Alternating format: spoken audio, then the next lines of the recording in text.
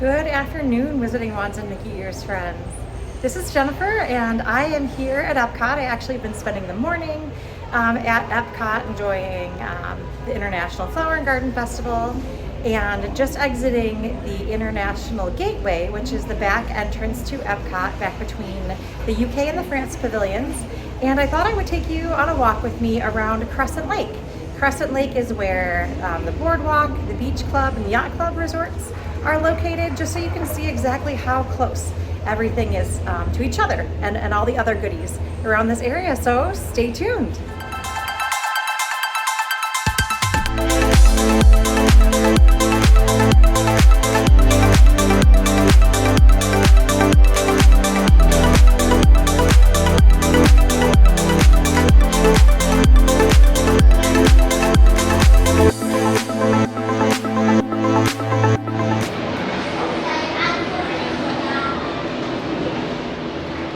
Okay, so here we are at the back entrance to Epcot. It is the International Gateway entrance, and the Skyliner is right here. The Skyliner from here runs to the Riviera and then Caribbean Beach Resort.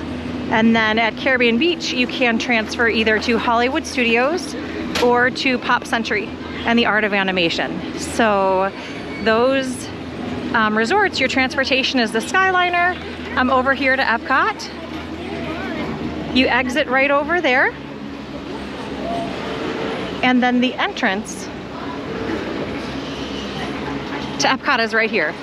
And as soon as you enter, it'll bring you into, if you go to the right, to the France Pavilion that you can see right over there. You can see the mini Eiffel Tower. If you go to your left, it will bring you to the UK Pavilion and on over to Canada. And then right here as well is where you would pick up the friendship boats. And these friendship boats here at Crescent Lake will stop at Yacht and Beach Club. So there's just one stop for Yacht and Beach, or one stop for Swan and Dolphin, one stop for the BoardWalk, and then on over to Hollywood Studios. And so if you're done, if it's been a long day, even if you're staying right here at a Crescent Lake resort, you can go ahead and hop on that friendship boat and take a ride on over to your resort. So everything over here is very close. I love to stay in this area for the Epcot festivals, or really for any reason. It's very nice to be walkable between Epcot and Hollywood Studios. Though the Disney resorts here do have buses to Animal Kingdom and Magic Kingdom. Early in the day and late in the day, those buses are often dedicated buses to those resorts. In the middle of the day, you'll find that Yacht Club, Beach Club, and BoardWalk do share their buses to the resorts.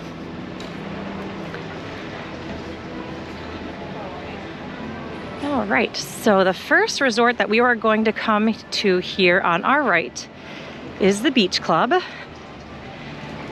So Beach Club Resort and Beach Club Villas. And we're pretty much there already.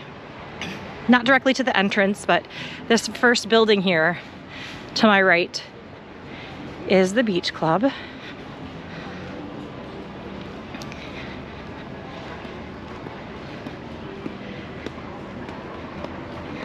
And then if you were to take a left at this bridge, that would take you right on over to the BoardWalk.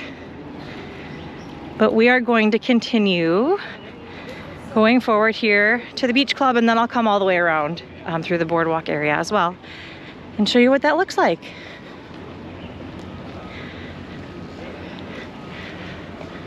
Attached to the Beach Club is the Yacht Club Resort. They are two distinct and separate resorts, but they do share a pool complex called Stormalong Bay. Stormalong Bay is, I think, widely regarded as one of the best pool complexes at Disney World, at the Disney World resorts. And it's wonderful. They've got a sand bottom pool. They've got a little sandy beach area for younger kids to play at. They have a lazy river. We've got a very long straight pool slide as well. I don't know, to tell you the truth, it's not actually my favorite pool area, but I think it's because it's a really, to me, it's a large complex, and I like spaces that are a little bit more contained, or at least where I can see my kids end to end. And here, when they were younger, I'd really have to follow them around to know exactly where they were. I couldn't just sit down and relax in a beach chair. I needed to follow them when I just wanted to relax. So in some of the other pools, it's easier to, have that line of sight between you and your kids. But it's a lovely, lovely pool area. But here we are. One thing that you will notice about the beach club is that there are patios.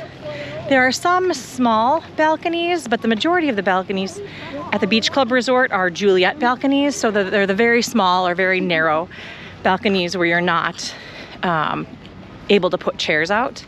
Again, there are a handful that do have chairs and that do have that space, but that's not guaranteed at this resort. So just something to keep in mind, something you can definitely request. Just know that a request is never guaranteed. And over here is a lovely lake area. Sunset in this area is gorgeous. I actually tried to come over here yesterday and get a video between 7:30 and 8 or so, just when it was getting a little bit dark, still a little bit of color in the sky, so you could see what it looked like when it was all lit up, when it is all lit up at night.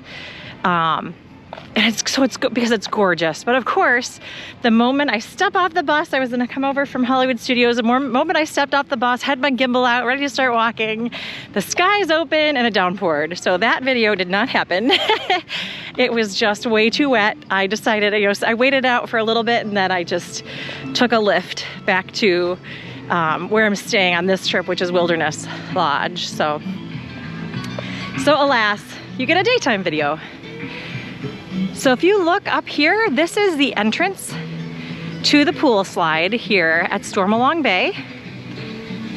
And it is on this side of the walkway.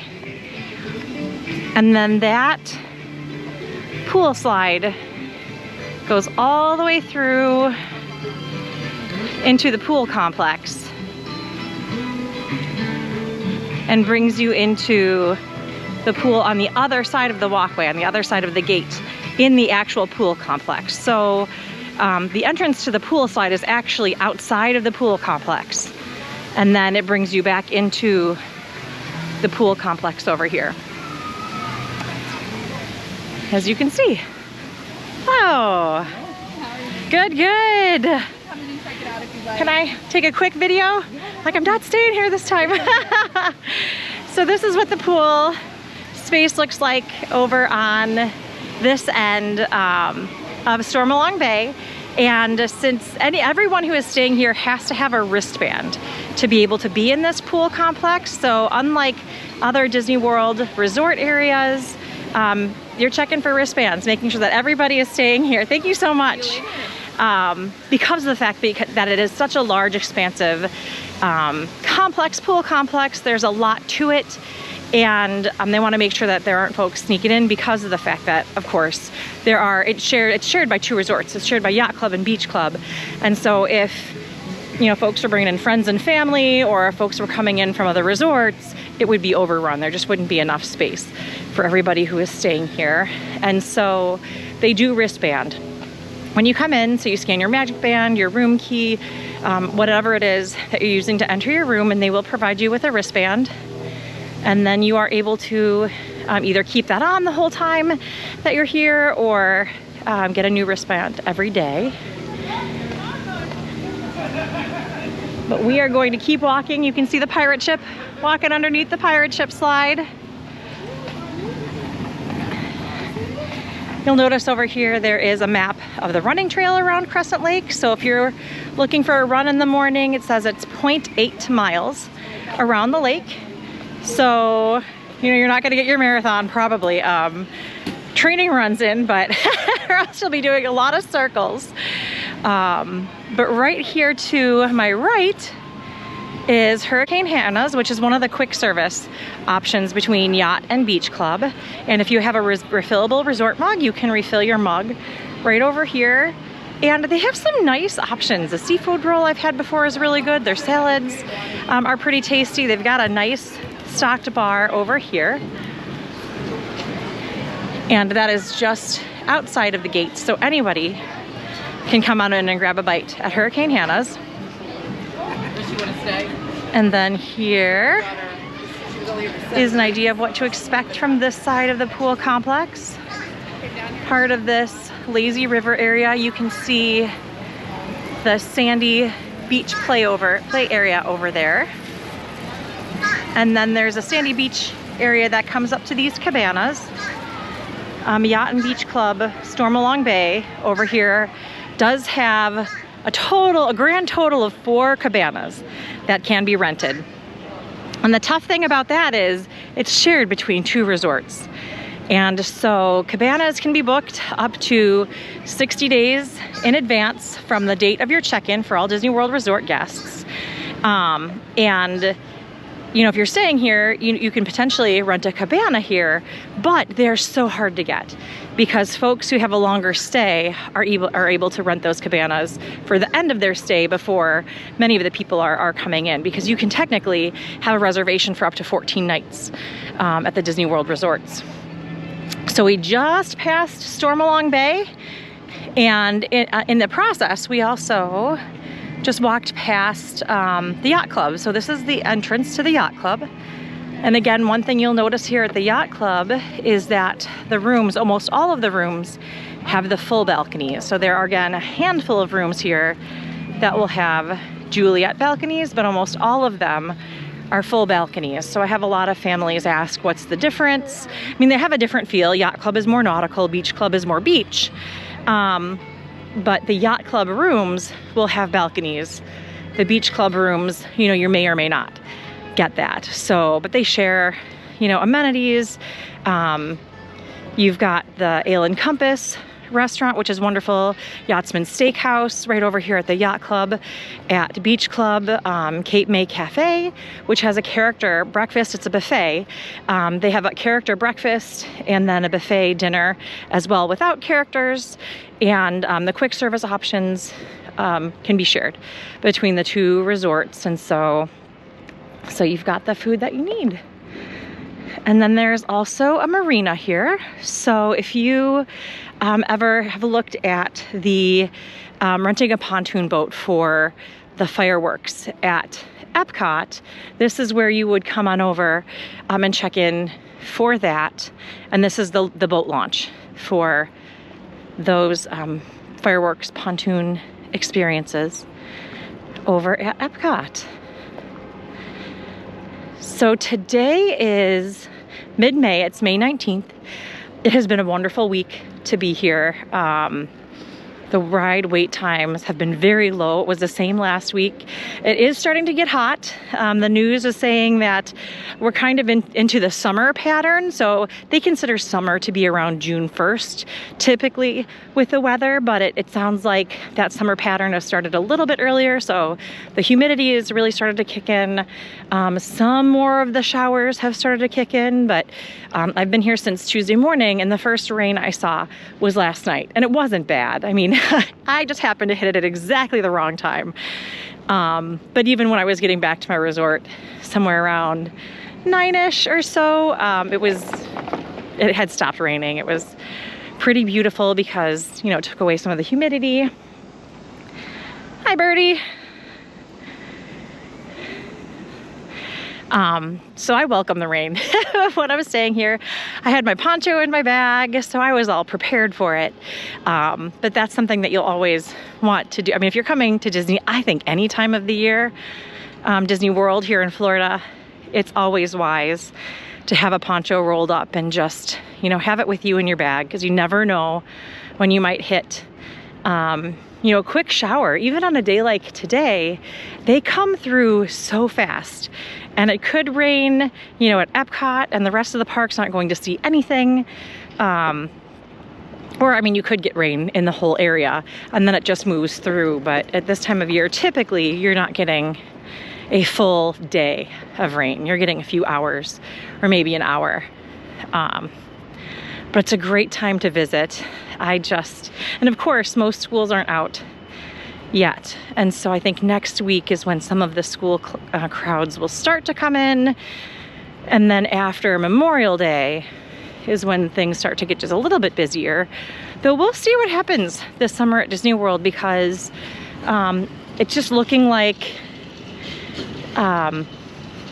accommodations, there's still plenty of accommodations to be booked. There are great discounts to be had, and so I think Disney expects this to be a slow summer. Even discounts over the 4th of July still. So this is mid-May and I'm considering coming back over the 4th of July because I'm finding some incredible discounts. So I'm gonna stop here for just a moment because we are passing a few other resorts that are not Disney-owned resorts.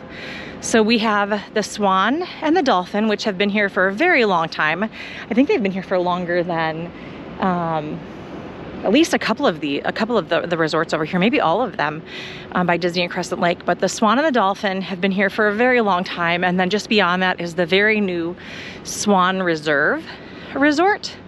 These are all very close to Epcot. A lot of folks believe that they are owned by Disney. They're not. And so it's possible to package a room and ticket package. They're considered to be Epcot area resorts. So they do get some of the perks. They get early entry, extended evening hours, but you cannot package a dining plan. So if you want a dining plan, that's not possible.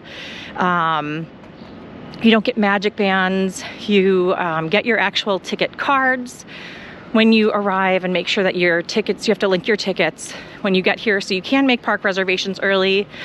Also, when it comes to making dining reservations, right now, guests staying at the Swan and Dolphin on a room and ticket package with Disney do have the option to book their dining 60 days in advance for the length of their stay, like other Disney resort guests. However, it cannot be done online. So if you are familiar with this system, online opens at 6 a.m. Eastern time, and then the phone lines open at 7 a.m. Eastern time.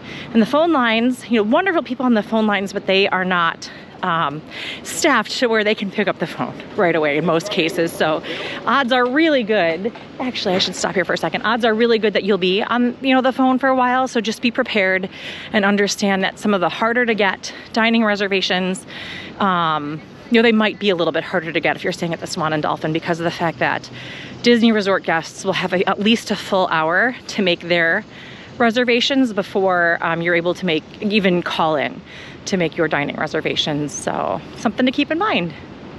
The reason why I'm stopping here on the bridge is that this is actually, it's kind of tough to see, but if you look over in the distance, you can see Spaceship Earth. That's the big Epcot golf ball. But what that also means is that at night, this is a nice place to wander over if you'd like to catch some of the fireworks.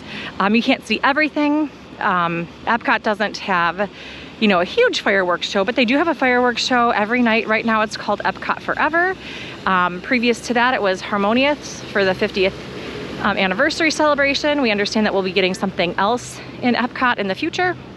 But this is a nice place to, if you're walking around at night, to catch the fireworks from this area. And then also right in front of me, directly in front of me, is a pavilion, and that's a pavilion that is commonly used for wedding ceremonies. So if you're looking to get married, there are definitely places all over the parks to do that. But if you're looking for an outdoor location, there's one right over here on Crescent Lake. So again, we've got the Swan and Dolphin and the Swan Reserve. Swan Reserve, actually, they've got some nice larger spaces. So if you're looking for 2-bedroom accommodations, much larger accommodations, that can be an option for you. And then one very important thing to know about the Dolphin is that they only have double beds right now. And so if it is very important for you to have 2 queen beds in a room, you are not going to want to book a reservation at the Dolphin.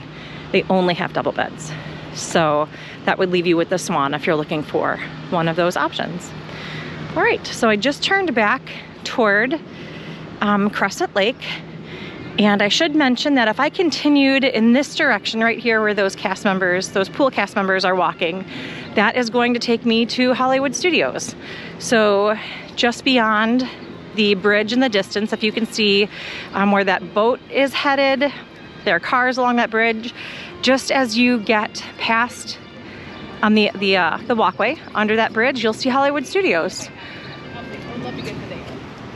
So that's nice and close too. It's about maybe a 20-minute walk between the exit of the International Gateway entrance to Epcot and the entrance to Hollywood Studios.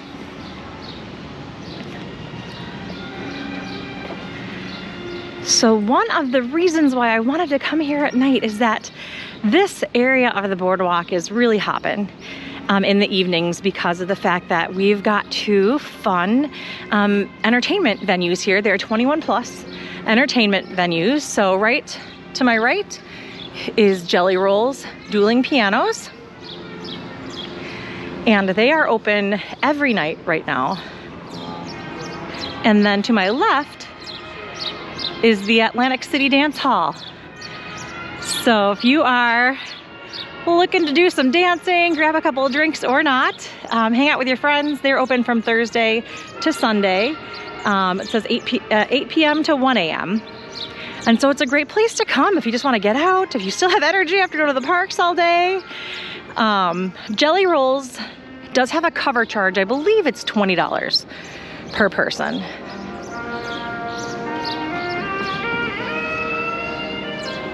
But so now we are over here by the boardwalk. So yeah, the one thing I love about staying in this area is all the resorts, all three resorts, Disney resorts, are super close.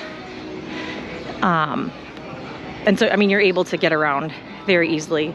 One thing I forgot to mention about the Swan and Dolphin is that they also they no longer use Disney buses. Once upon a time, Disney did stop between Boardwalk, Swan Dolphin, Yacht and Beach Club. They no longer do, which importantly, I think, most importantly means that if you are taking a Magic Kingdom bus from the Swan and Dolphin, it doesn't actually stop at the front of Magic Kingdom with the Disney buses.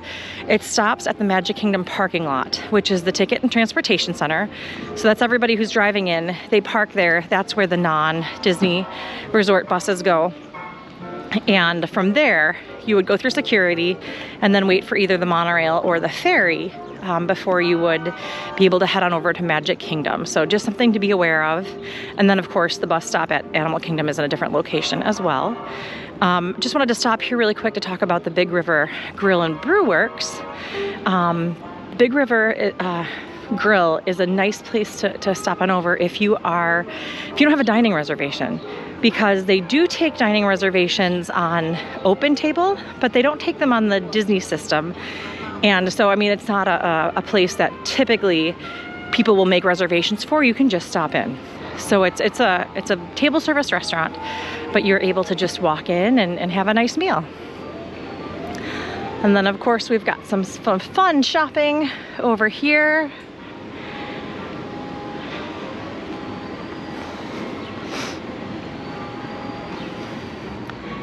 Shopping and shopping, I don't know about you, but I love shopping. And then it wouldn't be a boardwalk without Surrey bikes. I don't know how many of you have tried Surrey bikes before, but they're not as easy as they look.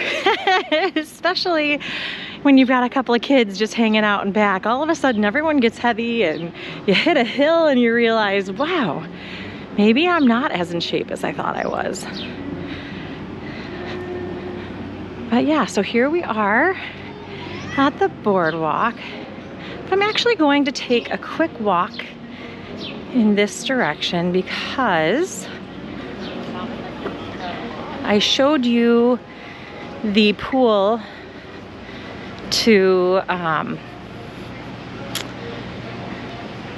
at Yacht Club and Beach Club, but I want to go ahead and show you the pool here at the boardwalk as well.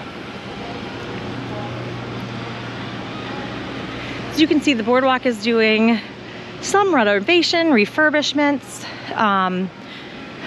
They've been going through a full refurb of the boardwalk inn room. So the boardwalk has the inn, the standard hotel rooms, and then they also have the villas. So right now we're actually in the villas section. The boardwalk inn rooms are pretty close to being completed.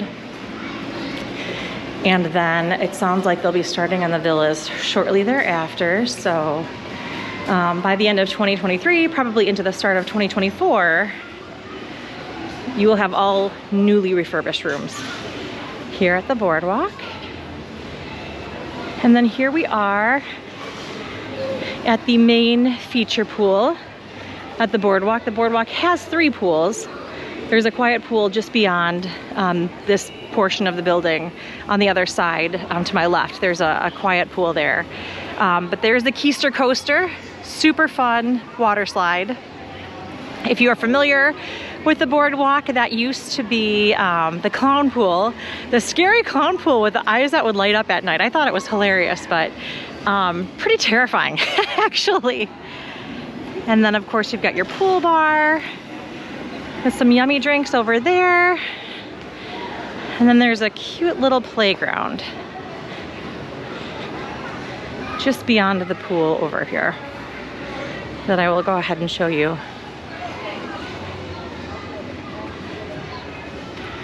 We just stayed here when I was with my family last August before heading on the Wish. But we were here for, well, everything, for Disney World because we love Disney World, but the Food and Wine, the Epcot Food and Wine Festival was happening at that time. And it was just so nice to be able to pop into Epcot, grab a bite to eat. It's just, yeah, really, really nice and close to be able to head on over, be in the parks, enjoy the atmosphere. So I'm not, well, I can actually, I think, go into this area. I'll go ahead and show you. So their little kiddie pool here area is just a simple kiddie pool. So they don't have a huge splash pad like some of the Disney resorts do. But they've got a great little playground for the younger kiddos.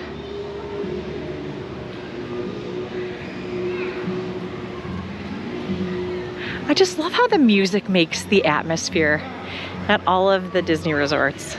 I mean, you know the personality of the resort by the atmosphere, the music, part of the atmosphere. All right, so we are going to walk back toward the boardwalk to take a look at some of the other options over there.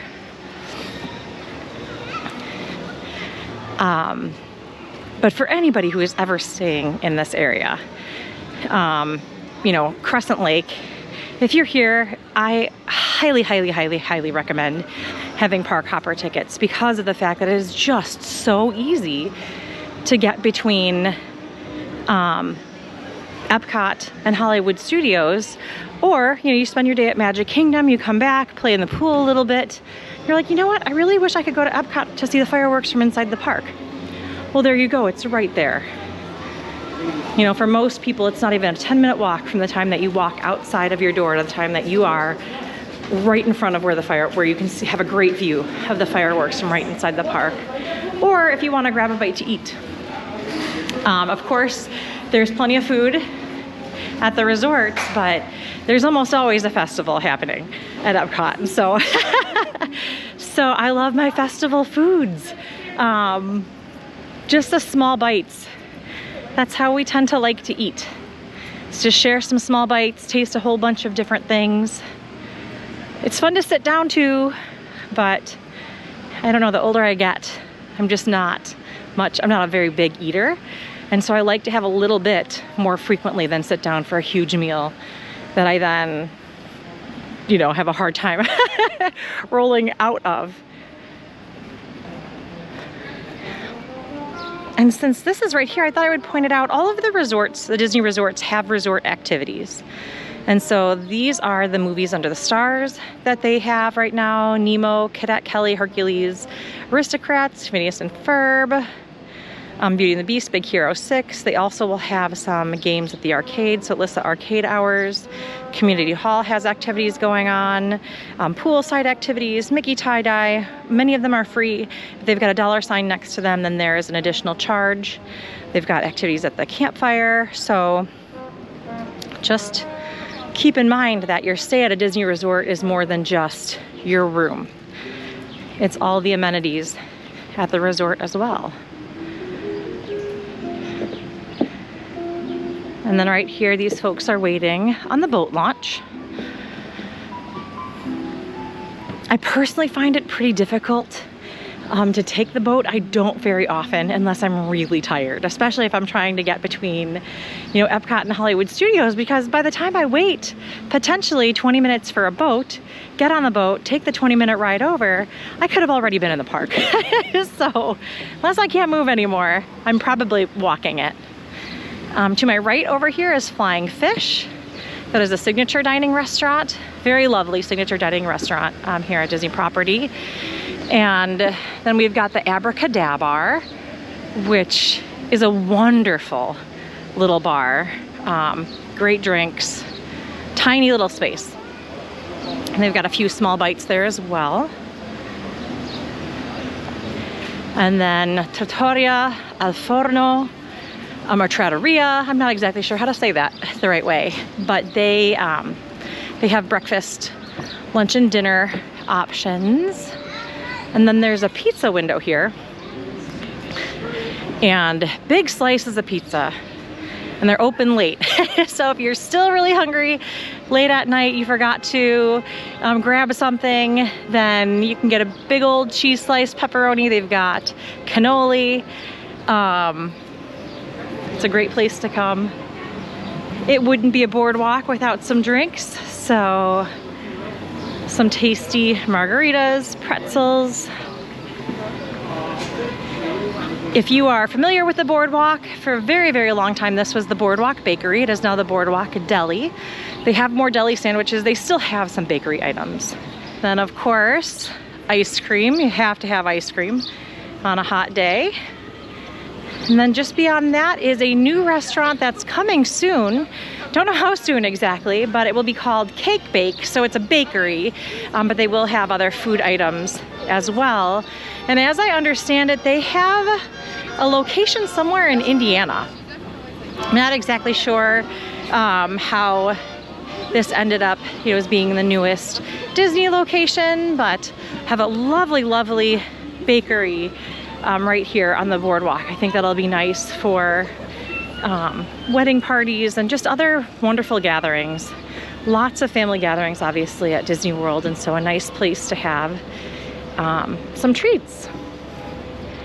So as we rewind our way around Crescent Lake, you can see some of the Friendship boats out there right now. And we are headed back to, toward the beach club already. So very short walk around. Everything here is super close.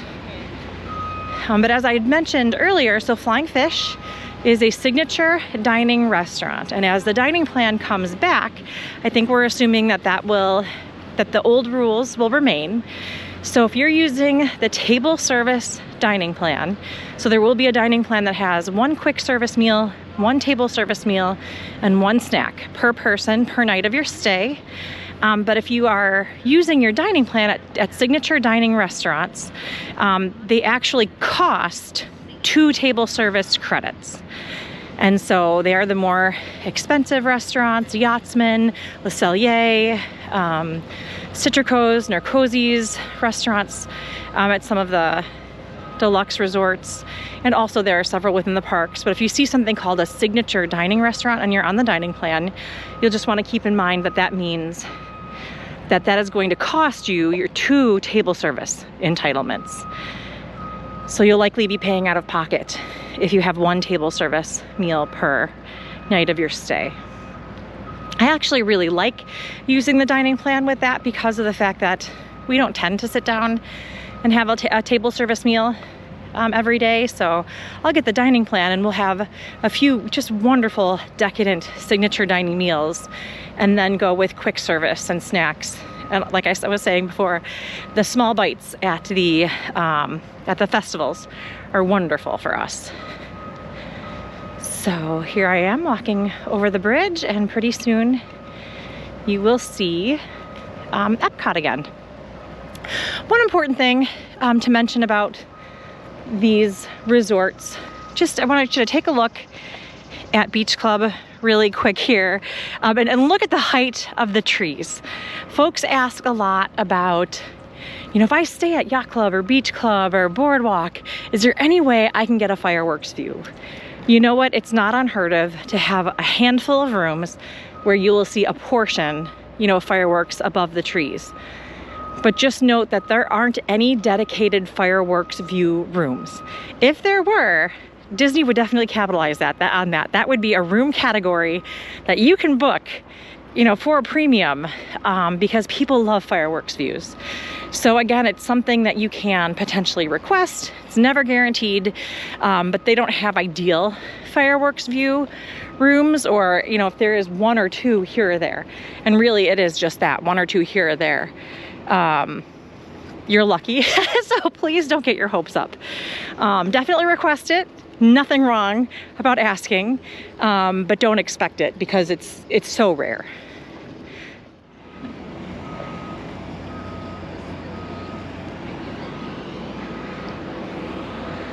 All right. So here we are back at Epcot.